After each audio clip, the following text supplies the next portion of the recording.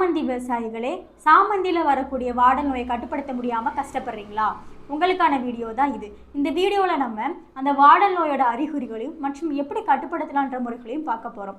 இதோட அறிகுறிகள் எப்படி இருக்கும் பார்த்தீங்க அப்படின்னா, முதிர்ந்த இலைகள்லாம் நம்மளுக்கு மஞ்சள் நிறமாக மாறி வாடி உதிர்ந்துடும். அது மட்டும் இல்லாமல் இலைகள் பார்த்தீங்கன்னா ஒழுங்கற்ற வடிவத்தில் சுருண்டு காணப்படும். இப்போ அந்த செடியோட தண்டு பகுதி சரி கிளையும் சரி பார்த்தீங்கன்னா உங்களுக்கு வெடிப்பு மாதிரி ஏற்பட்டிருக்கும். மண்ணுக்கு அடியில் பார்த்தீங்கன்னா வேறு பகுதிகளில் நம்மளுக்கு அழுகுன மாதிரி ஆயிரும். நீங்கள் பிடிங்கி பார்த்தீங்க அப்படின்னா செடிகள் வந்துட்டு கையோட சீக்கிரமாகவே நம்மளுக்கு வந்துடும். இந்த வாடல் நோய் வந்துட்டு வர்றதுக்கு முன்னாடி நம்ம முன்னெச்சரிக்கை நடவடிக்கை என்னென்ன பண்ணணும் பார்த்தீங்க அப்படின்னா, வயலில் வந்து நம்ம அடிக்கடி தண்ணி பாய்ச்சக்கூடாது. ஏன்னா அந்த ஈரப்பதம் அதிகமாக இருந்தாலே வந்துட்டு இந்த வாடல் நோய் பரவுறதுக்கு சாதகமாக இருக்குது. அது மட்டும் இல்லாமல் நம்ம தக்காளி மிளகாய் பயிரிட்ட வயலில் வந்துட்டு நம்ம சாமந்தி நடவு செய்யக்கூடாது.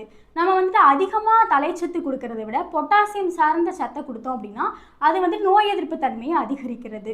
இப்போ வந்துட்டு வந்துருச்சு அப்படின்னா அந்த வந்த செடிகளை அப்புறப்படுத்திட்டு நம்ம ப்ராடக்டான ஃபெர்டிலிட்டியை பயன்படுத்தணும்.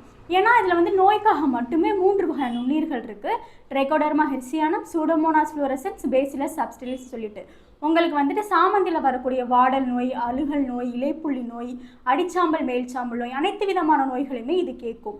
எப்படி பயன்படுத்தலான்னு பார்த்தீங்க அப்படின்னா, ஏக்கருக்கு 2 பாக்கெட்டு, ஒரு பாக்கெட் 250 கிராம், ஏக்கருக்கு 2 பாக்கெட்டே போதுமானது. எப்படி பயன்படுதுன்னு கேட்டிங்க அப்படின்னா, தேவையான அளவு தண்ணியில் வந்துட்டு குறைஞ்சது ஒரு 3 நாள் ஊற வைக்கணும். மேக்ஸிமம் எத்தனை நாள் வேணால் ஊற வச்சுக்கலாம். ஊற ரிசல்ட் நல்லாயிருக்கும். நீங்கள் 3 டோஸ் கொடுக்கணும். நீங்கள் 3 டோஸுமே வேறு சிகிச்சை கொடுத்தா போதும். ஏன் அப்படின்னா இந்த பூஞ்சா நோய் பரவுறது ஒன்று மண் மூலிமா பரவுது, இன்னொன்று காற்று மூலிமா பரவுது. ஸோ நீங்கள் 3 டோஸுமே வேரில் கொடுத்துட்டாலே போதும். உங்களுக்கு சாமந்தியில் வரக்கூடிய எந்த விதமான நோயுமே வந்துட்டு வராது.